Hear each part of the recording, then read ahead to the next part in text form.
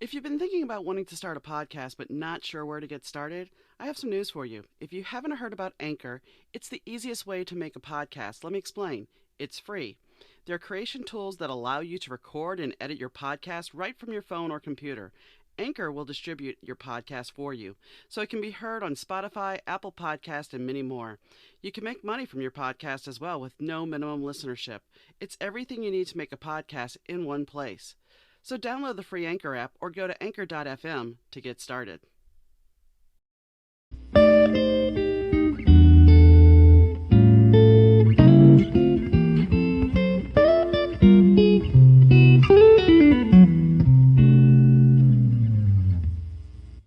Hi guys, Donna here, and today I have the pleasure of talking to someone live from the UK, Miss Shelley F. Knight.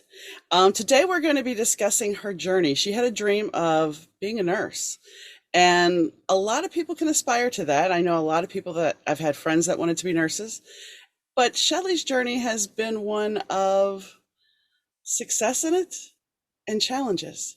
So I'm going to let Shelley start us off with, was it better to do this? Don't answer the question though. Was it better to have your journey of following your dream of being a nurse? And what happened during that time? Take it Bless you. away. Thank you so much for having me on the show. No problem. Yeah, so I've zigzagged through my career. I did like nursery nursing, then I did nursing, and yeah, I've zigzagged through.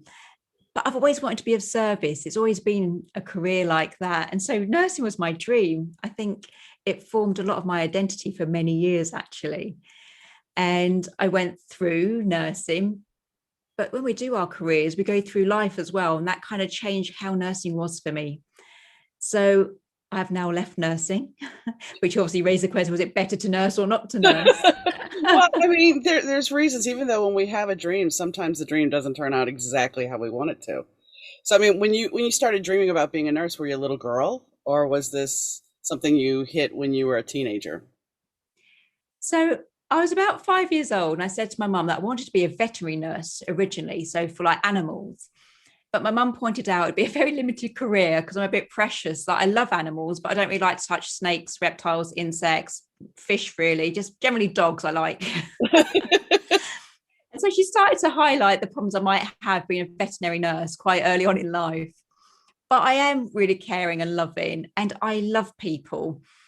And it kind of was just there. So I think I said earlier, I did like nursery nursing. So that's looking after children, like nannying and things like that. And I loved that. But it just grew as I grew in life. It sort of grew with me.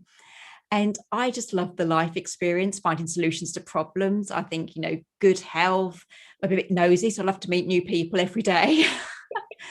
And so it became a dream. I'm just fascinated by people, because we are all so different. I know there's a foundation where, we all come in life and we all exit life. We're all very similar in that way.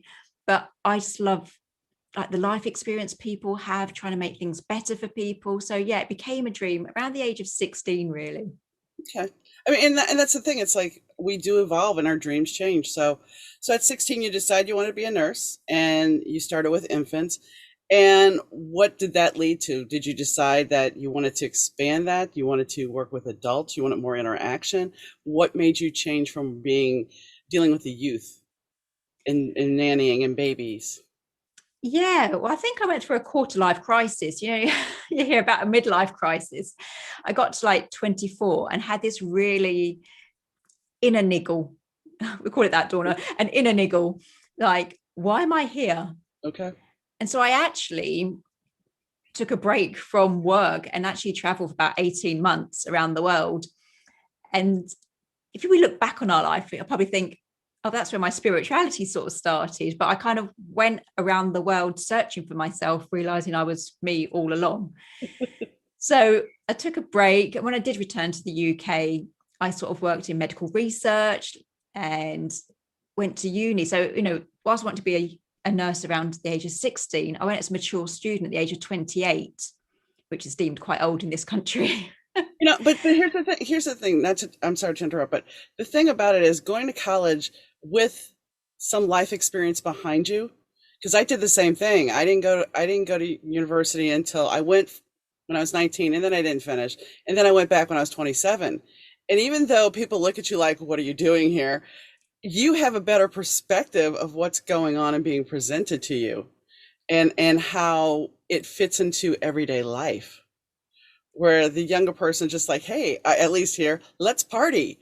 So go ahead. Yeah, no, it's true because I was painfully shy, and people really struggle with that now, thinking she never stops talking. I can't believe it. But I was painfully shy up to about the age of 16. But traveling on my own, you had to make conversations. It'd been a very lonely 18 months otherwise. So I traveled for 18 months. I had to make the conversation, life choices. So then you've got a story about you. There's depth to your life story. There's a depth to one chapter at least. So when I came back, as you say, I was probably better prepared then to go to university. And I loved it. I absolutely loved uni life. I wasn't a great drinker, really, because nursing doesn't give you many hours free, if I'm honest. But I absolutely loved it going at that age when I sort of got things out my system, that inner niggle, that travel bug. I was then in a better place to work with stomach bugs, maybe. I don't Possibly.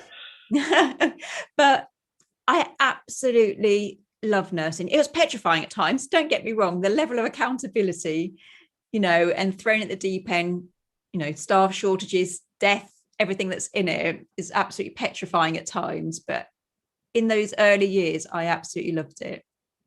And, I'm sure dealing with someone that is either in the moments of passing or death is a very hard thing to deal with. And it has to affect you on a personal level. Even though you try not to be so attached to it, I'm sure it still has to affect you somewhat when you're dealing with that, correct? Yeah.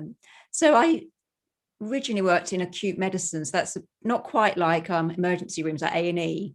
It's like when they've gone through that, they then go to acute medical ward where you'll be hopefully made better with medicine. It's the idea. But it's a bit where my plot twist happened, actually, and why I left nursing many years later. But the plot twist at that stage of my career was I was working in acute medicine on New Year's Day when my mum phoned the ward, which is a really bad thing if your parents phone you at work. She always like, don't phone me at work, Yeah. unless anyone's died, don't phone me at work. And then my mum phoned me at work. And she told me, just a few words, David's dead. So basically, my stepdad had died suddenly in the early hours of New Year's Day. Oh no.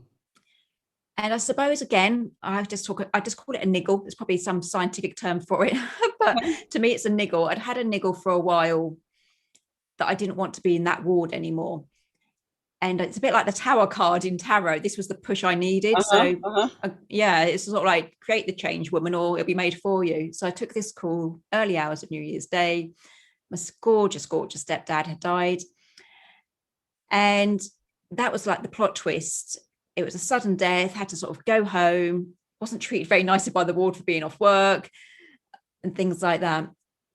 But when I went to return to work, it was like, I was at the nurse that got the phone call. Was that the nurse whose dad's died? And it was just like that tower card. You think, I don't want to be here. I feel Yeah. really awkward. I know we make ourselves feel that way. And it was probably just the push I needed. So that's where the first twist to my career came, that I'd been working around death. But when I was told about death on duty, I then kind of was a bit more honest with myself, like, where did I want to be? And I'd wanted to work in hematology and oncology for years. So I did, but it's a bit of a strange thing. So bear with me if it doesn't resonate with the listener. So my beautiful stepdad had died suddenly. Didn't get a chance to say goodbye. But in like oncology and hematology, like cancers and that, often there's a diagnosis, but there's a chance to say goodbye. There's a chance to get everything in order, to sort of like, right the wrongs, Right. bucket lists, all things like that. So I actually went to hematology and oncology almost as a healing journey, because I wanted to know what it was like to have that time at the end of life, what it's like when you have a chance to say goodbye to your loved ones. What is it like when you know your time? Because we don't know, do we? You're always sort of busy saving money and things like that, but we always know how much money we've got. We don't know how much time we've got. And so it became the most privileged job in the world, working at the end of life. And it's a lot of where like my first and second book come from. And so I was in hematology and oncology for years, absolutely loved it. And it is that, it goes back to the thing like, was it better to have nursed or not nursed? Yeah. And in that moment, in that career choice, it was definitely better to have nursed because it got me to the author, the podcaster, and the woman I am today. Um, Yeah. so, but you walked away from it. Yeah, because life has this habit of just flinging poo at a fan, to put it nicely. Yes, yes, it does. Yes, it Yes, does. that proverbial fan. So my stepdad died, which was my own wake up call. I moved into a speciality that I'd wanted to do for months and never been honest about. But from that, I started to have lost in other ways. And I'm really open now. I couldn't have done it a few years ago, but I've had a horrible fertility journey. And I kept trying to fall pregnant, which I'm quite good at falling pregnant, not so good at staying pregnant, if you get my gist. Yeah. And I've had numerous losses, numerous miscarriages. And I think people are always surprised by that because we have 4 children. I think I'm sort of like the queen of fertility, but I've had an awful journey. And so whilst I was there as a chemotherapy nurse and continually having consecutive losses, I then started to think it was too toxic. I know it's a bit controversial, but I thought, was it toxicity of the chemotherapy causing me to miscarry? So, I tried various departments around that kind of thing, but that's when I first stepped away from nursing. I had 2 children by then, which had been quite difficult, but then I had 5 consecutive losses. And so I stepped away from nursing for quite a few years, like almost a decade, I'm thinking, but I'm sure it wasn't. Time flies when you're having fun. But I stepped away because I thought it was toxic. And whether that was on an emotional level, spiritual, social, psychic, whatever, it just wasn't working. I wasn't falling pregnant and staying pregnant. I didn't have the take home family. I had a successful career. I'd gone into the private sector. I had the car, the salary, and things like that. But I didn't have my family. And I think having worked at end of life for so long, it's not about the money or the career. It is about the family, the connection, the quality of your life, and things like that. It's interesting that you mentioned the toxicity because when I was an interview I did earlier this week, she was talking about she had worked in corporate America and she was talking about the fact that it was very toxic and it was a very toxic environment. It started affecting where because there was other outside factors as well, but she couldn't digest food. It was Oh, taking wow. its toll on her. And me, in my corporate career, I used to be an insurance claim supervisor. And I started out as a claim supervisor. And while that might not seem like a big deal, sometimes when you're dealing with people taking recorded statements and finding out about their accidents that they had, you're hearing about a gentleman who he may have swerved because he saw a snowplow cross a lane and he swerved trying to avoid it. And the snowplow takes out the side of the car his daughter's in. And you're not trained as an adjuster, you're not trained to have this whole I don't want to say kumbaya moment, and they don't teach you that you're going to be dealing with this. You're just kind of dropped in, and so you have to look at that factor of how do I handle this emotion after I take that statement? How do I deal with this? Because you're dealing with somebody in that moment of grief. You were talking about the fact that death is sudden, and we don't always know. My husband passed last summer, 2 weeks before he died. He told me to go clean out his extra clothes in the guest room. And I'm like, why? He goes, because I'm not going to need them anymore. And he had this shirt that was a running joke, and it said, "Fear me, for I had the power to destroy you." So the day before he died, I was still doing all this cleaning up, and I walked into the bedroom and I said, "Do you still want the shirt?" And he looked at me, and really, when I look back at it, it's just a heartbreaking moment. He's like, "No, because I don't have that power anymore." And it was just like, and I mean, it was never really that he had that power, but it was just the whole sentiment. And then by the following afternoon, he would have started his journey for his demise. So it's sometimes I think we know, even though we don't know, there's certain signs that present. So, Absolutely. Yeah. so let me ask you this: going through such tragedy of losing, having 5 miscarriages, assuming consecutively, how did you make the decision that you still wanted to go forward with this? I mean, it had to be heart wrenching for you, I'm sure. Yeah. I mean, we tend to sort of brush over it, don't we? We get on later in life. And I only realized this because my husband, he sort of like does contracts. So he goes into new places, introduces himself. And you say they've got 4 children. I was like, wow. And he goes, oh, yeah, but we've had like 11 pregnancies. And you get quite flippant with it, don't Yeah, you? yeah, yeah, yeah, But it was, my age was one factor because I was like 32 when we had our first. But it is like with any positive change you want to make in your life, if you really want it, you just have to go for it. And don't get me wrong, it was not easy because I wasn't really healing or debriefing after the losses, because I was just sort of like, next try, next try. But it was actually my husband as well, because he was just sort of like, if we really want this, we really need to keep going. And that's kind of life, isn't it? If you really want something, you have to keep going, even if your heart's breaking, your soul's bruised, yeah. until you get what you want or your soul needs. You just keep going. But that's my mentality. I know a lot of people don't, and they just will get stuck in that chapter thinking, maybe I had a miscarriage, it's too painful, I can't do it. I'm a feisty ex-nurse, so I was just sort of like, I want it. And I have this thing, many lessons from the end of life, really. And it's about regrets. And I learned that we never regret the things we do in life. We only regret the things we don't do in life. And so I don't want to get to the end of my days and think, what if? If I sat here with just the 2 children, what if I had have, gone to have more children? I don't want that conversation. I want to get to the end of my life knowing I had a really huge psychological journey, but I've got 4 beautiful children.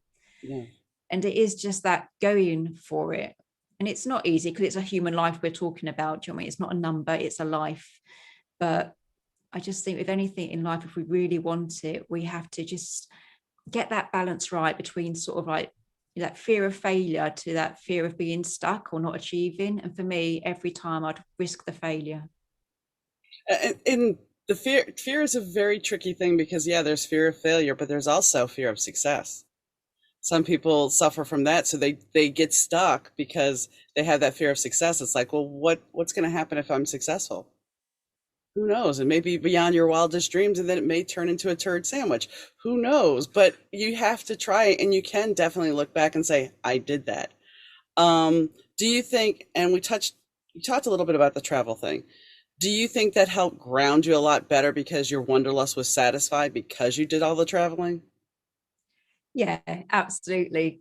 I think I always act on the niggles now. I don't know what the term is. Maybe it's intuition. Maybe it's my soul just trying to give me a mighty whack from the inside out. But we'll call it a niggle. But I just always wanted to.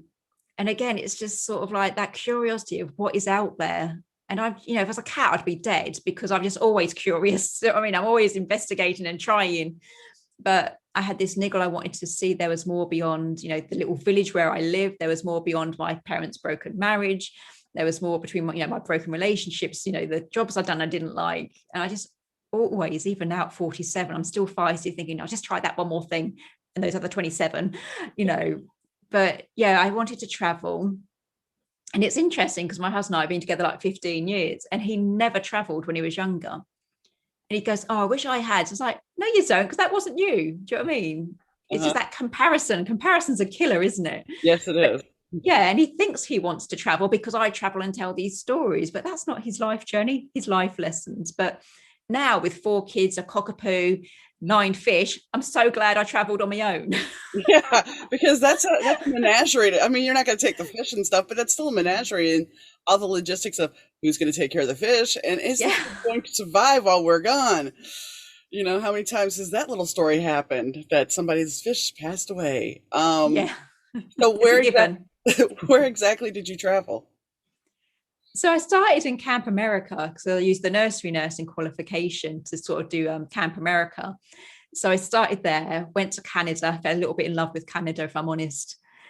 And then I came back, got a visa, and then I went to Fiji, Tahiti, Rarotonga, Australia, New Zealand. If anyone wants me in New Zealand, please just let me in. Um, Tasmania is my backup option. If you've got anyone there that wants me, I'll have that as well. And I just had a blast. I mean, as I said earlier, I was painfully shy as a child up to the age of 16, but it just made me who I am today. And then you have those dark days that we do, even as an author on positive changes, I still have dark days when I think, oh, what am I doing with my life? You just think, oh, I lived on a beach in Australia and I met that gorgeous guy here, Yeah. and you could do it in your local town if you're lucky than I was. But for me, the answers are out there in the world, and it's a comfort to me that I have done that. I have traveled. Yeah. I think travel, you also get to see different people's culture. I mean, that allows you to experience so many different things. I haven't traveled, the only place I've gone internationally, although I have my passport now, is Canada. Um, Wow. but I mean, I've lived several different places in the United States, and you know, Louisiana is a grand example. I grew up in New Orleans, and I moved to Shreveport, which is in the northern corner of it. And when I lived in New Orleans, we had this whole demeanor of we talk one way, but if you saw a movie like anything in the 80s, we all had that southern drawl. Like, no, no, we don't. So when I moved to Shreveport, everybody's like, "Are you from New York?" I'm like, "No, I'm from New Orleans." "No, you sound like you're from New York," because I didn't have that accent. So, and just I went from New Orleans, which is party capital, and at the time Shreveport was very Christiany home. It was very tight knit. Certain things were closed on Sundays that were open in New Orleans, and it was just culture shock. So I imagine from going from country to country, that was even more of a culture shock for you. Yeah, my granddad, I mean, bless him, he's now up in heaven looking down. But he was quite upset by my voice because it was sort of like a little bit American with a little twang of good day from Australia. And then when I got back, I lived in Birmingham, like the black country here, Uh-huh. where I can't even do the accent. I'm not going to embarrass myself on air, but there's a really thick accent. Uh-huh. And he was just sort of like, where did your voice go? Trust me. I mean, and the thing is that the longer you're away from your home, you do lose your accent. I mean, I've lived here for 26 years, and a lot of people are like, I don't hear New Orleans anymore. And when I talk to my relatives down there, it's like, wow, yeah, I can hear the accent. Because when I left, I'm like, I don't have an accent. You don't notice that you have an accent. But it's interesting because I think, did you learn about different type? I mean, I know you did, but did you decide that you had certain foods that you loved in America and Canada compare and your other travels compared to your food from home? Yeah, I loved like Australia and Thailand and places like that. There's a lot of emphasis on eating outdoors, which I absolutely loved. America was a time of poverty. That was the start of my travels before I'd been really working. So that was a lot of Wendy's. Wendy's value meal. Yeah, that 99-cent meal. If it wasn't for that, I'd be dead. So, do you know what I mean? I'd be malnutrition stuck on a roadside somewhere. I think that's the common poor, young American thing, that and ramen noodles. Ramen noodles in many different ways. Um, so you also mentioned the tarot card. So I take it that you are familiar with the tarot. Yeah, so as I said, my life's just like been on this crazy journey where I think I've got my stuff together, and it's like, hang on, let's throw a few more deaths in there, Shelley. You look a bit bored. So yeah, my stepdad died. My grandparents have died. I've had the infertility things, and you need to find something that works in your life for you. So I think somewhere around like the second child, I started to find what works for me that's not medical, basically, what's not clinical. And this is a huge part of my journey that, you got all the medical things, but it wasn't resonating with why am I having this not hard life? Do you know what I mean? I'm sure I signed up for it. But from that, I started to sort of sit in a meditation circle. Then we'd sort of do sort of like connect with spirit, and then it'd be oracle cards, and then it'd be a crystal and things like that. And I was just gathering these little things, trying them. And yeah, I do tarot card every morning, just like do a shuffle. What do I need to know today? And just go with it. Yeah. Unless it's the 10 of Wands, and I always stick that one back in, thinking that's not the one for me. Thank you. Well, That's just, no. on my deck, the Cosmic Tarot, the Ten of Swords is a guy basically in a straitjacket, and he's got all the Oh, swords going at him, and his mouth's open. But the interesting thing, and I always point this out when it comes up in a reading, is his hand is free. You can't really see his hand, but his hand is free. So it's like yeah. you're in control. You can get out of your own head to do this. But most people, it's amazing when you read cards. And have you read cards for others? I take it you might have. Yeah. Yeah. So I do it intuitively. If you've got a guidebook of like the Rider Waite tarot, you'd be like, what is she on about? No, I But because it wouldn't be the traditional meaning. But for me, like, the Ten of Swords, for example, to me, I hate that card. I love the Death card, I like the Tower card, but the Ten of Swords to me is just like, kind of like, we haven't got to this yet, but another part of my journey of loss, and it's just that rock bottom, that yeah, semicolon moment. Do I carry on or do I just play dead? yeah, And the Ten of Swords to me is just darkness. But actually, as you say, you've got one hand free in your tarot. Mine is there's a new day dawning. You can just see a little yeah. glimmer of light, a glimmer of hope just starting to come back up. And I think that's the thing about, especially now, when I started reading tarot, there was not as many decks. Now there's so many decks and there's so many interpretations. Like yourself, I do read intuitively. I was taking an intuition class and I took another part of the intuition class and I was the only student. And the lady who was the teacher was a reader. She was my reader. And when I cracked open my deck, because I loved it, it has a lot of Hollywood celebrities and stuff of the olden days. And she's like, "You see this book?" I said, "Yeah." She goes, "Throw it away." I'm like, "Excuse me?" She goes, "Throw it away." I'm like, "All right." She's like, "You're going to read intuitively. This is what you do. I know you have the ability, so do it." And she made me, we went through the cards real quick, not even really fully looking at it. She goes, "Okay, you're going to do a reading for me." Wow. Okay. And so I did, and off I went, and then I did a Halloween party, and I don't think there's anything wrong with reading intuitively. I mean, I know there's certain purists that'll sit there and go, "You're wrong." But I think if the card, and that's what I always say too, when you're picking out a deck, pick out a deck that calls to you. Don't don't just go, "Oh, well, everybody's got a rider Waite." I can't read a rider Waite to save my life because I just don't connect with it. I mean, I'm sure I could read it, but it's just not there. I'm not Yeah. connected to it. So, but I appreciate that you don't think the Tower of the Death card is the worst thing in the world. That's usually when you pull that in a reading for somebody, they're like, "Oh my gosh, it's the Death card." Now I always look at them and say, "Death, that's actually my card. If you go by birth dates, that's my card." So there you go. Oh, I love it. I just think, Yeah. especially if you're having a difficult time, you just Yeah. think, thank God for that. Something's ending, there's a new beginning. Exactly. And that's how you try to explain it to people, but they don't always get it. Clinging Um, to that past. Yeah, exactly. I don't want to do anything. I don't want death. Well, it's not physical. So you say this journey you've been on. So how did you get so you've had the miscarriages, you've left work, correct? And then you decided to go into podcasting, writing, and the spiritual side of things. How did this metamorphosis take place? I actually returned to nursing at one point. I thought I'd try. Hmm. I think I've worked for so long, I'll go back. And if I'm honest, it kind of was part of my identity. Do you know what I mean? As a nurse, you feel quite cool, quite proud. You have a purpose, you're making a difference.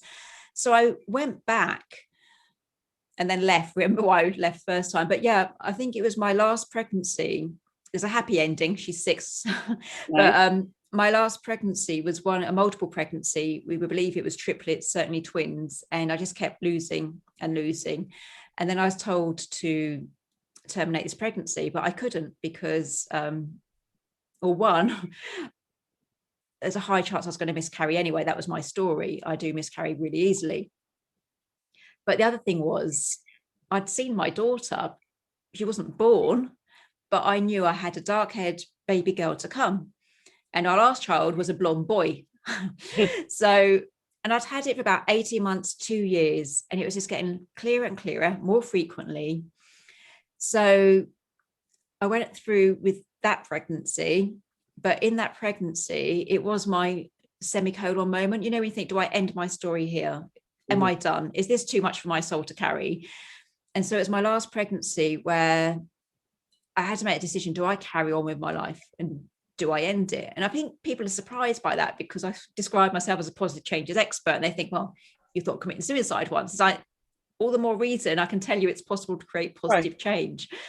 So I had this sort of like suicidal thoughts around my pregnancy, my life, which made no sense because I had 3 gorgeous children, a lovely husband, but it was a lot for me to bear. So obviously I'm here, so I decided to Yeah. continue. But it was in that pregnancy that everything just changed for me. I had that vision. I had the doctors saying, you need to terminate. She's going to die within 28 weeks of your pregnancy. She won't survive in the outside world. With that intuition, that vision. And Donna, that's all I had. I just had this recurring vision and I just ran with it. So I just embraced every spiritual thing I had ever heard of, not heard of, and just went with it. So I had like psychic surgery, Reiki healing, affirmations, calling on miracles, grounding, connecting, card readings, color therapy, anything you could think of. Hmm. I gave to that pregnancy, gave to that bump, gave to myself, And without that journey, without deciding to stay on this earthly plane, without deciding to bring this vision to fruition, I wouldn't be spiritual like I was now. But when you try so many spiritual tools and they work, for me personally, it was really hard to go back into a clinical setting, Hmm. and as I'd seen my daughter come to fruition, how I saw people dying changed as well, not just like how they shared what's important in life, not their life lessons, but I was aware of like temperature changes. I could see energy around the body. I was aware when the soul left the body, even though the doctors would be prescribing more medicines, I knew that soul had gone. And it's really hard. Well, it's really hard for me. Let's bring it back to me. It's really hard for me to be that spiritually aware we're more than our physical body and be a down to earth, practical nurse. So that's why I changed. That niggle had been there for years that I wanted a spiritual career. I wanted something where I was of service to people, but without the night shifts and the drug rounds and, the arguments with family and doctors. And so it was in that last pregnancy that I just become really aware of what's available to us spiritually. And then I was sort of like, square peg, round hole, we say here, that I didn't really fit into nursing. Hmm. I still love the end of life, the conversations, the lessons I still live by. But it's really hard to go back in when you can say to the doctors, sort of, oh, don't bother with the antibiotics, I can see their souls leaving, or like you say with your husband, there's an awareness Yeah. that things are changing, Yeah. and that's what my second book's about, which is really controversial, but it's called Good Grief, the A to Z approach to modern day grief healing. And it says clinically, this is what you'll observe around your loved one's bed. Spiritually, this is what's happening. And I know it's controversial and people don't want to hear it, and that's fine. But that's why I gave up nursing, because I was just sort of like, I've done the clinical and tried to save people, try to reassure people, but we're more than our physical body. We're more than that bad chapter of our life. I'm more than my miscarriages.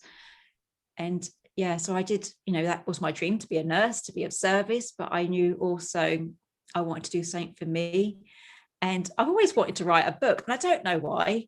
I don't know if it's like a thing that everyone wants to do, but I always wanted to write a book. I never wanted to be a bestseller. I just, they say there's a book inside everyone, don't they?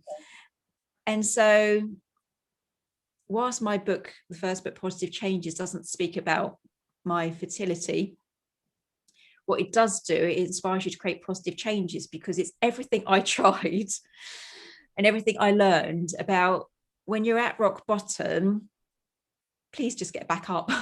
Yeah.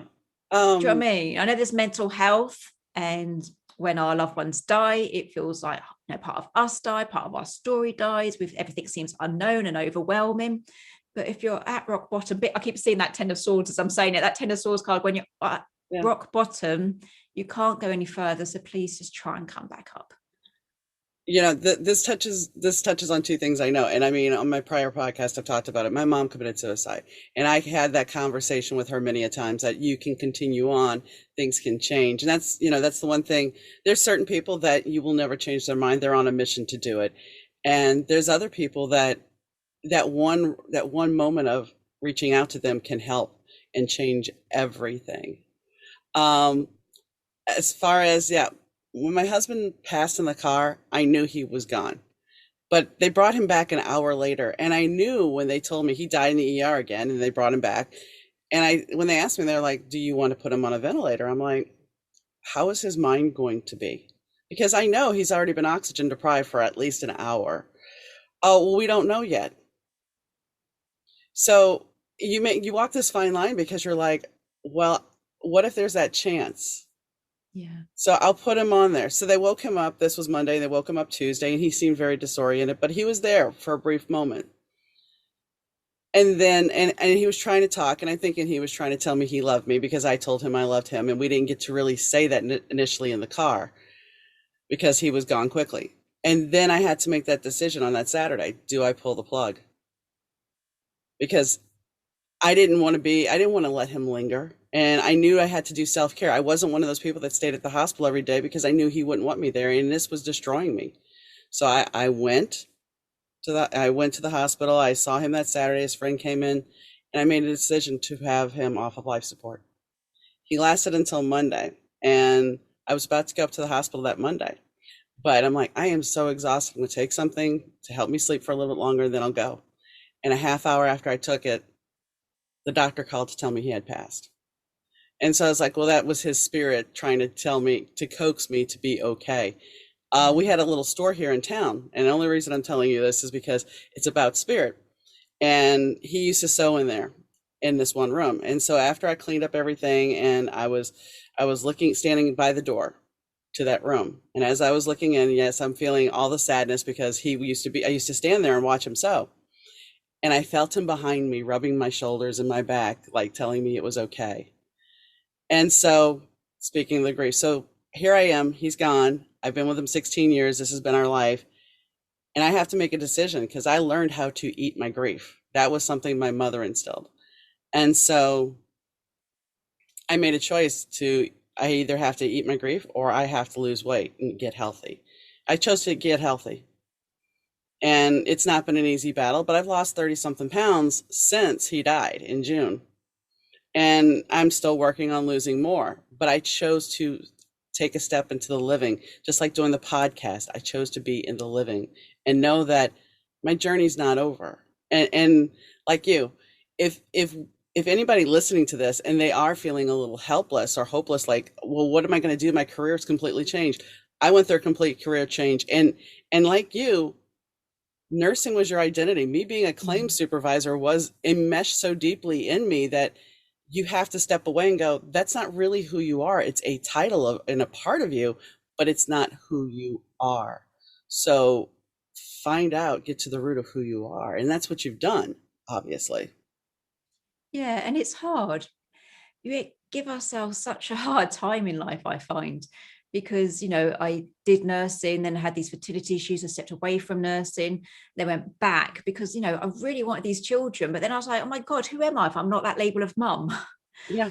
And I'd wanted these children for so long, but then I was like, I don't know if I like the title of mum. Do you know what I mean? It just felt frumpy and I didn't feel alive, and was I making a difference when actually we're always making a difference, and we shouldn't fill those roles, whether we're like working in claims or working in hospitals. It's just keep searching all the time. I mean, It doesn't pay the bills so well being an author and podcast, if I'm honest, but no. my life is rich in other ways. And it goes back to the end of life again, that at the end of your days, it's not about the money. Never once was I asked, like, could you get in my designer shoes or my designer outfit or the brand new car? It's not about that. It's always like, can you bring in my daughter, my ex-wife? I want to say sorry. It's about people, not things at the end of a life. It's not about the titles we do, it's about the difference we made within that title, maybe. So There was, go ahead. no, I just have this thing about always really keep going. But Yeah. I understand what you're saying about suicide as well, that some people just don't want to be saved, and it is overwhelming, and it just breaks my heart. It truly does. I had a lady on my podcast, suicide survivor, and she was amazing because she just said, like, spot onto camera, she just said to the audience, just sort of just know there's nothing you could have done in that moment. It was Right. their choice. It's the only way they could see out. And I think that's what's really hard, isn't it? Yeah. In life, in death, whether it's suicide, murder, sudden, slowly, we always want to think that we could have, I don't know, changed that journey, but we can't. No. There was a woman that I read, an older woman that I read tarot for at a party. And when I stepped into her energy to read her doing tarot, I felt exhausted. And so as I'm reading her, she's sitting there I'm telling her all about her kids. Okay. All about her grown kids. She's an older lady. I'm telling her about her grown kids. And she looks at me and she goes, I don't want to know about my kids. I want to know about this man I'm seeing. I want to know all about him.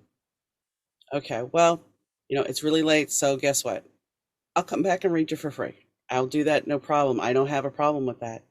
Okay, so I get in my car, my energy is like back 100%. Like, okay. About a month later, I run across one of her friends at the grocery store.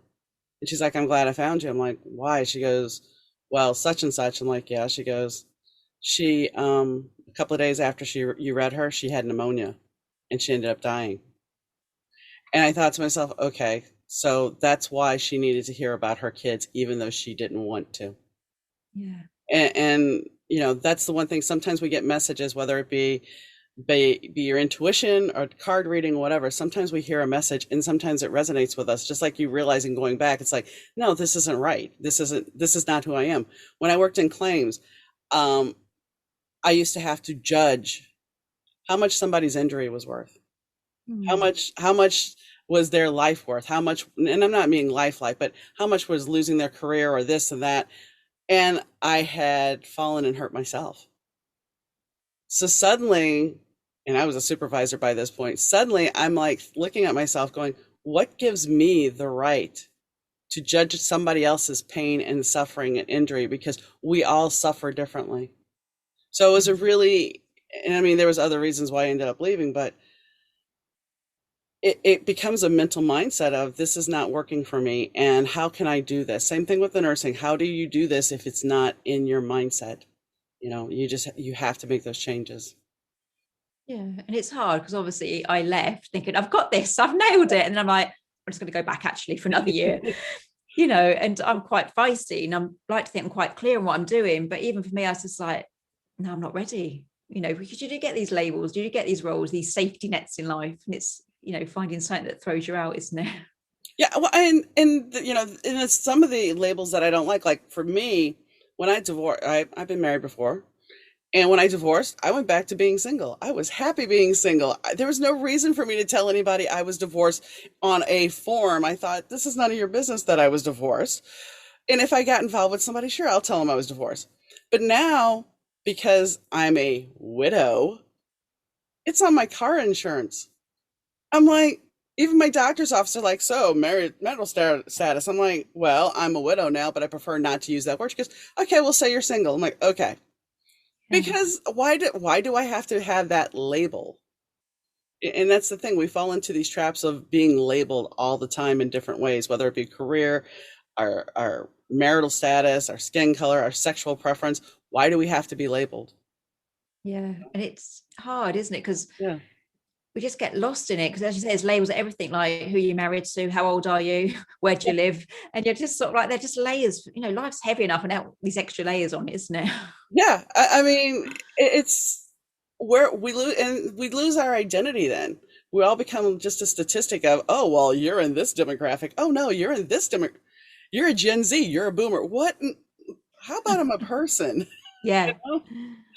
Um, so currently you're not doing the nursing, correct? You're just No. plain mom. So how old are your kids? 14, 10, 8, and 6. It's a nice diverse span. Yeah. So maybe in a way, if you look at it from a positive side, you have enough of an age gap so you weren't so overwhelmed with all of them being so close together.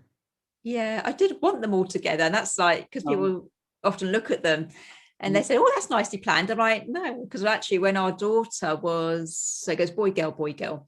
So we had a boy, girl, and then that's when the like consecutive losses started happening. We actually tried after about 4 weeks. You can't imagine, can you, having sex after 4 weeks of labor?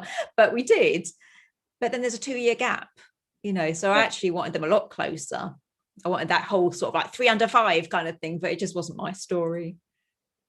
But now I'm Um, quite grateful for the gap. well, I'm sure, like I said, I know people that, my husband's family, it was like three of them back to back. And they had two there's a big age difference early, and then there's three back to back. And while my husband tells me these stories about how great it was that they were all together, as adults, they were not as all together. But that's his journey.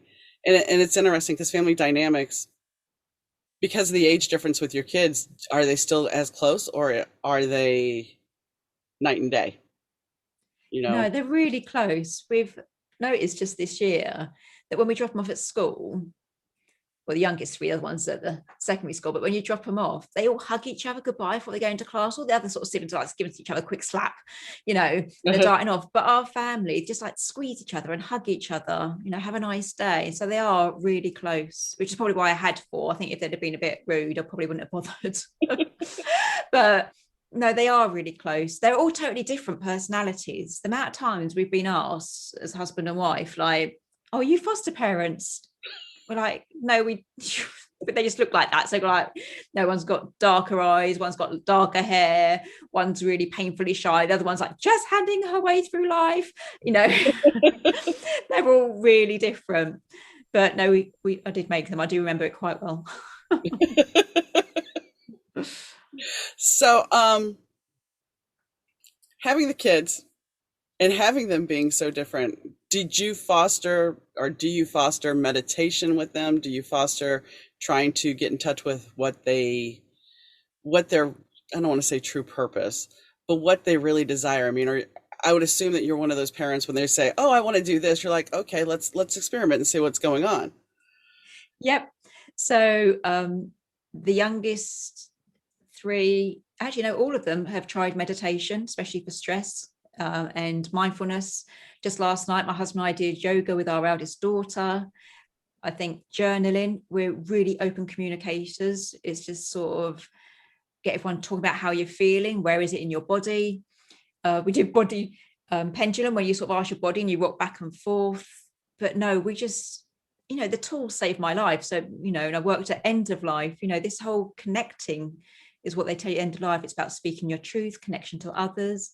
My journey is finding tools that work for me, whether that's, having an evening to yourself, drinking more water, holding a crystal, meditation. So our kids they're not hippie, they don't wear tie-dye or anything like that, but they are, really down to earth. Like we do breath work, like when you breathe along your fingers, in, out, in, out. We do yoga with them. Even walking outdoors, they have to go outdoors at least once a day, even if it's horizontal rain or a blizzard, still go outside. It's good for your lungs, Do you limit their internet and social media then? Yes. Yes, we do. Well, that's a good thing though. I Yeah. mean, you're truly being a parent because you're trying to teach them something that I'm sure you didn't learn, stress management. If stress management were taught to the younger or the older generations, I think we'd be in a much different place in the world. Yeah, we have our eldest two, so they're 14 and 10. They both have mobile phones now, but there's a contract that we can check your phone whenever we like to make sure you're not being inappropriate to anyone, you're not at risk of being bullied, you're not accessing things on the internet, which isn't what you need to hear. So people might not like that, but it's just like, I'm paying for your phone, Hmm. but you've got access to the world. I need to make sure you're safe with that. So we do check their phones. They're not allowed them in their bedrooms at night. If they do have like games, like when I'm podcasting and that, it's hour on, hour off, but you have to go outdoors, you have to be hydrated. So yeah, we do, and the electronics, it's quite funny because you don't realize, because whatever you do in life, just becomes your norm. And we got taken in last year by one of the school teachers at primary school. I said, Mrs. Knight, could I just have a word about Poppy's homework? I was like, yeah, sure. And he's like, well, they're meant to be working online doing this maths program, but she says she's not allowed electronics at home unless it's the weekends. So she hadn't done her homework because you're not allowed on a tablet. Do you know what I mean? You can read a book, you can do art and crafts. We've got a massive trolley of art and crafts, anything sensory, you can have it. But yeah, I got taken aside by a teacher say sort of like, Poppy said that she doesn't have a tablet and that's what their homework is. Do you think she could access one? I was like, oh yeah, this week she could. But you don't realise, do you, that everyone just automatically has these electronics. You can do, do this, do that. And I'm like, not in our house. But see, that's I applaud you for that, and somebody will disagree. When I was a stepmom, there the show Full House was on at the time, and I didn't have a problem with it. We didn't have the Disney Channel, but the girls started watching it, and it was all fine and dandy. until the youngest one decided to start mimicking lines and being a little smart mouth. And people can chastise me for this, but I'm like, okay, guess what? We can't watch this show anymore. And she's like, but why? I said, because you're picking up bad habits. If you're going to pick up bad habits from that, we can't watch it. And she wasn't pleased at first, but ultimately, I think both of them realized what I was getting at because I watched my nieces and we were babysitting them once. And they were watching Hannah Montana, and it was like, I sat there mortified because they were mimicking everything. And it's like, well, but their mom is really kind of tight. She's kind of like, well, they can't have a computer. They can't do this. I'm like, but you're letting them watch this. So, I mean, I think that's one thing, we are so busy now with technology and everything coming at us that we don't have that time to decompress, and we don't have enough time to monitor what our kids are doing because we're trying to make a living and provide for them. So I think there's so much pressure now that how much are we parenting and how much are we not parenting? It sounds like you got that down pat though. Well, I have days where I just think, like, just have it. I mean, I'm living with long COVID at the moment, so I get exhausted and Hmm. I can't do like the run around the park, and I can do a bit of art and crafts, but it's quite limited. And you do have things like just have your tablets. They think it's the best day ever, I'm sure. Do you know what I mean? It's not a meditation in sight, but and absolutely, if you're struggling with your own mental health, or me, is like my own energy levels, you have that need. But then because it's so precious, it Hmm. kind of works. Yeah. Yeah, because they had it every day. I think I'd sort of feel really bad that have it every day, and there's another day do the same old thing. But it Well, goes back to the fact that I'm a bit of a curious soul and I always like to do different things. but that's the thing. You're showing them diversity, and they're not so attached to things. And whereas you and I are close in age, we had magazines to show us how to look. Now we have, oh, look, there's all these people, these celebrities on social media that have photoshopped their picture to Yeah. way beyond belief. And you have kids going, well, I want to look like that. Well, there's no way in reality they even look like that. So by giving them a healthy dose of reality and keeping them grounded, that is, I applaud you for that. I do. I do. Oh, bless you. My daughter doesn't. She's going to secondary school in September. It's like, Mum, when can I wear makeup? It's like, when you're 21? you She's know like, you're kidding me. And it's like, you have to ask yourself, why do you want to wear makeup? And she's stunning, my daughter. She's got really long dark eyelashes, and her lips, even her hairdresser said, like, has she got lipstick on? I was like, no, she's just got this beautiful dusky rose lips, Nice. really thick eyelashes, but then blonde hair. And it's like, I want to know why you want to wear makeup. Do you want to wear makeup for your confidence? Do you want to wear makeup because everyone else is doing it? Because I want you to know that she's just beautiful. Do you know what I mean? Absolutely stunning. And it is, yeah. So you might think it's lovely. She's not at the moment because I'm like, no, not having No, but no, it. you see, I had a mom like you because I think I was 13, 14 years old, and I'm like, Mom, can I wear makeup? No, you can't. But why not? You can't wear makeup. I couldn't shave. Can I shave my legs? Because the first time a boy put his hand on my leg, it was kind of like, he's like, oh, Harry. And I'm like, I just haven't shaved. I had never shaved. So we came to a compromise to use Nair, and I don't know if you know what Nair is. That's Yeah. yeah. Yeah.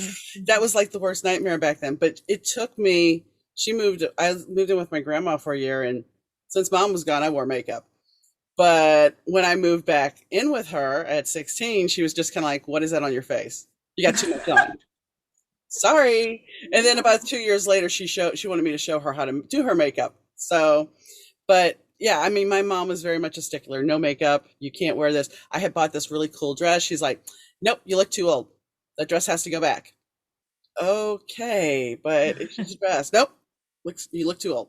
So I understand what you're saying, and you do want your kids because the longer your kid can go without makeup, that their skin stays better for one, and they get to be true to them. But it could be a lot to do with the norms. Everybody else is doing it. Yeah. And that's hard, isn't it? I don't remember anyone wearing makeup in my school. Oh, that's just, I don't think I felt really old then. Dawn, I was thinking, did they have makeup in my days? No, they must have done. Must have done 40 years Oh, ago. Yeah. that's when they used to do the berries and twigs. No, I understand. I mean, it's like makeup has changed, and now just the way everybody's wearing it, I'm looking at people, I'm going, okay, I don't know that I would do that, but okay. But Yeah. I mean, there are a lot more. the the internet is great because we've opened up this whole world of expression and freedom and creative ideas, but then there's some toxic bits to it. And I think that as a parent, you have to find that balance. It's important, and I think you're doing that, even much to your daughter's chagrin. You know, she'll understand one day when she's a parent, and her daughter will do the same thing, and it'll be like, "Oh, now I get why my mom did Yeah. that." I completely understand. So one I wanted to touch on real quick about your stepfather dying. So I take it he was a very positive influence in your life. Yeah, he's gorgeous. Just, I'd say now, like, all these years later, that he's probably an earth angel that's just meant to step into my life for a few years there. Just a really gorgeous man. And he was just always positive. My mum might disagree, but to me, my stepdad was always positive, almost annoyingly so. And I think I've just merged into him, if I'm honest. But like when my mum was diagnosed with cancer, or if I had a relationship breakdown, or come back from my travels and things like that, he used to say this same thing. He used to say two things. It used to be like, it'll be all right. So even if someone was died or dying, it's like, it'll be all right. And he said it so much. Is our walk's humor in our family. I just disclaimer this, but he used to say it'll be all right. And that's on his gravestone, on his headstone. It's got like his name Uh-huh. when he died. It's got it'll be all right because he just told us all the time. So on his Nice, headstone, it's got it'll be all right.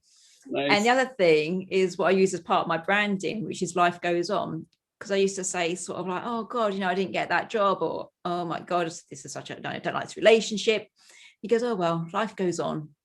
And I used to be so annoyed to be there, with my dyed red hair and my big, black cherries lipstick, angry goth stage of life, with my Smith's t-shirt on. And he'd be like, oh no, life goes on. Oh, and I was so angry. And then I get, Yeah, to the end of my life, not end of my life, I don't want to die at 47 really, no. but getting to where I am now. And I'm like, oh, life does go on. Yeah, Not how we anticipated it, not maybe as we had wished it did, but life does truly go on. and that's the whole thing. I mean, when you're younger, it's like the smallest thing that boy broke up with me. Oh my gosh, I'm never gonna survive. Oh yeah, you will. You will. But Yeah. we don't see that. We do not see that at that moment. And that I guess that comes with age, Yeah. being able to reflect. And it's hard, isn't it? Because you sort of like when you like you've got a teenager, so it's getting to that sort of dating stage. And it's really hard. My husband has to pull me back because he's saying, Shelley, he needs to learn. I'm just like, oh, cotton wool, bubble wrap, anything to protect him. And it's just really hard when you just think, oh, treat my son nicer. Don't say that. Are you going to be all right? And it's really hard. I mean, my background, we could be on it for hours. I won't go into it, but I've had like domestic violence and things like that in my life. And I just get really protective. And I shouldn't, because if I hadn't had the domestic violence or people attempting to end my life, I wouldn't be the woman I am today. So I know I have to let my children go and make their own mistakes, their own learning. But God, it's hard. Yeah. Well, I mean, it's a matter of you want to protect them, you want to make sure they're okay into the very, in everything. But sometimes, when my stepdaughter got married when she was 21. She got married. She was thrilled because she was doing it on 7/7 of '07. It was going to be this wonderful day. I'm like, okay. So she calls me and she's like, I'm getting married. And she's all excited. And I'm like, okay. And I'm thinking, I get off the phone with her. And this is my stepdaughter from my first marriage, but I still talk to her. So I get off the phone with her and I look at my husband and I'm like, I'm happy she's doing this. I'm going to go to the wedding. Yes. It's not going to last. She's 21 years old. It's not going to last. He goes, but you didn't say anything. I'm like, no, it's not my place to. So fast forward, we go to the wedding. 2 months after they're married, the marriage falls apart. I And know so I'm laughing. I shouldn't laugh, should I? no, but Sorry. so I'm on the phone with her and I said, yeah, I kind of knew that was coming. She goes, what do you mean you knew that was coming? I said, when you called me and told me you were going to get married, I said, I didn't think it was last. I told John I didn't think it was going to last. And she's like, why didn't you say something? I said, because there's two things that would have happened. I would have said it. You would have said, no, you're wrong. You would have got mad at me. And 10 to 1, you wouldn't have wanted to talk to me anymore. She goes, oh, well, Bob said that too, her stepfather. I'm like, okay. She goes, but neither one of you wanted to say anything. I'm like, because it's your mistake to make and your mistake to learn from. We Yeah. can't jump in there and fix it for you. So So I think It's that, hard, isn't it? yeah, Because you think, oh, but as you say, in that moment, you'd have come off as the bad person. yeah, You're being like, this is my happy day. You can't be happy for me and all that kind of thing, isn't it? exactly. So you just step back and you celebrate the day and you celebrate the moment and you pray that you're wrong, and you know, and then if you're not, then you accept it and go, okay. Yeah. So I know you have a podcast. So what is your podcast name? I'll explain why it's called what it is because people are like, really? It's come from the first book. So the first book was Positive Changes, a self-kick book. And it was my teenage son again. He made me realize that not everyone's a reader. And I had this real passion for helping people feel inspired to create positive changes. So he's like, well, I don't read a book. So the other people don't read a book. So then I thought I'll make a podcast. And I'd never listened to a podcast, but I have a great curious mind, things I'll just try anything, let's have a go. So it's Positive Changes, a self-kick podcast. So it's literally bringing the tools from the book into people's ears was my plan. The universe and my listeners had other plans. Of course, of course. So it started out as a solo show. Hmm. And it was just me and my book sharing pain points, sort of like, the search for happiness, who am I, speak your truth, overcoming fears and things like that. But about 3 weeks in, people started reaching out going, I love your show, but I've been through my own positive change, which wasn't fertility or death. Can I share my story and the tools? And I'm a polite girl, so I went, yeah, sure, come on then. Think I'll do 6 solo, 6 guests, we'll all live happily ever after. Ooh, But no, it turned into an interview show yeah, and won 2 awards here in the UK. And nice. it's a positive change self-care podcast. Done season 2 was 50 episodes, Wow, and we're just in season 3 now. Yeah, wow, and that's it's incredible. so I did that, and then my son still didn't listen to it. I was like, I've just done a podcast, and he goes, "Yeah, I'm more into YouTube now, Mum." So now there's Shelley F Knight YouTube channel for anyone that doesn't read a book, listen to a podcast. I'm over there.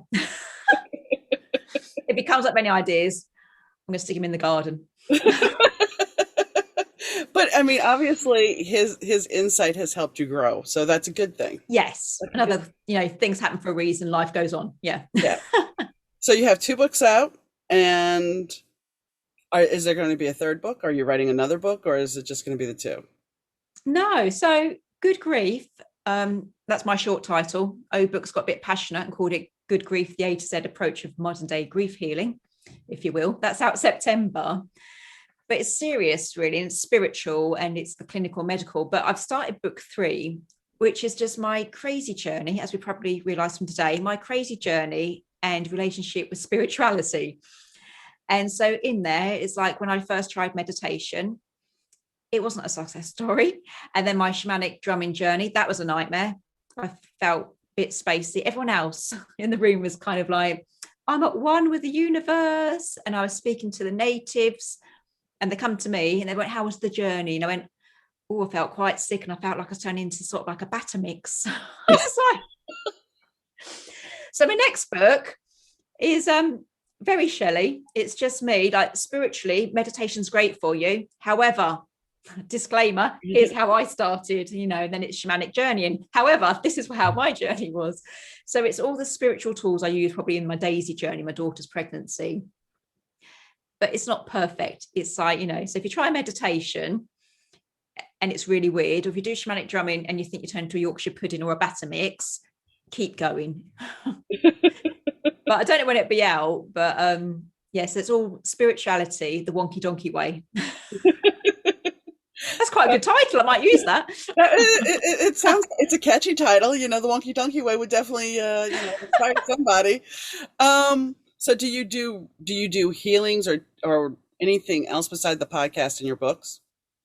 So I'm just creating a coaching program because I'm always giving tips away on the podcast and in the book, like do these tools and that. But people need different levels of motivation. So you might read a book, listen to the podcast, or watch on YouTube. But I'm now creating a program so people can do like work with me. They're thinking, oh, thanks, love, you're mental. But yeah, you can work with me in a little group program, 1-to-1. And then I'm creating online programs, so courses, so people can do it in their own time. I'm trusting people to make their own positive changes. But would you ever actually consider one-on-one consultations with people? I think so. If I got the right person, do you know what I mean? When I used to do clinical hypnotherapy and past life regression, that was another part of my journey when I stepped away from nursing. When I used to do that, I would never see anyone if they said, oh, my husband sent me because he says I've got to lose weight, or my wife sent me, I need to stop smoking, or I've got this block of commitment fear, and my boyfriend sent me. I'd always be like, no, thank you. You've got to want the change in you, not someone else dictating it. So absolutely would love to work with someone a one-to-one if they get my warped humor. For starting, open to spirituality, but if they really are ready to make the change, if they want to get over that fear of failure, that stuckness, the same old chapter, I would love it. Yeah. So where's your podcast and where are your podcast? Where's your podcast and your books available at? So I direct everyone over to the website. So that's just shelleyfknight.com, because there you can do sign up to the newsletter. There's all the Facebook, Twitter, Instagrams, YouTubes, podcasts, everything's there. And if it's not, let me know and I'll slap my husband for not putting it there. So are you on TikTok then? No, too old, lovely. Wouldn't know what to do. Oh, no. Honestly, there is now a migration of older people on TikTok. There is. Oh, is it? I'm on Clubhouse. I thought that was Not, quite down with the kids on Clubhouse. Try Quilt. Quilt would be a good place for you as well. Quilt is an app that is basically all about self-care and self-help. Oh, look at that. Say career progress with Donna. I love it. I mean, this most likely should be something off air, but yeah, Quilt. No, sharing is caring, love. Because I mean, there's times when I've logged into Quilt and I was having an issue with somebody, and it just so happened that they were having a discussion about relationships and friendships, and I was like, oh, okay, well, let me join this chat, and you can either observe or raise your hand and be part of the conversation. So it's a very unique app. TikTok, I'm on there a little bit. Oh, you're so cool. No. You're breaking out dance moves and things. No. I don't do dance moves. I usually do blind reacts. And, there was somebody posing a question the other day about writing, because I'm an author, and she posed the question of, is it normal for you to suddenly just get random scenes coming into your head in your stories? And so I answered them like, oh yeah, I have scenes from book 2, 3, 4, 5, yes, they're coming all the time, whenever. So yeah, that's what I do on TikTok. But so that's an option for you now. So your website once again is shelleyfknight.com. All right. And let's see. So let's go back to the original question. So was it good to follow your dreams? Was it better to have followed your dreams to be a nurse and take this wild and crazy journey, or not? Absolutely. Always follow your passion, that niggle, your heart, always follow it. Yeah, I wouldn't be the woman I am today. I'd like to think I made a difference to people on the way as well. But yeah, you always have to follow the passion. Don't die with, that what if's inside of you. Just go for it each and every time. And you're still following your passion. It's just a little bit different. You're still It's the wonky donkey version, and I love it. Well, thank you for coming on. It was a pleasure having you and talking to you. And thanks again. Bless you. I've absolutely loved it. And thank you for sharing your stories. I feel truly inspired. So thank you. No worries.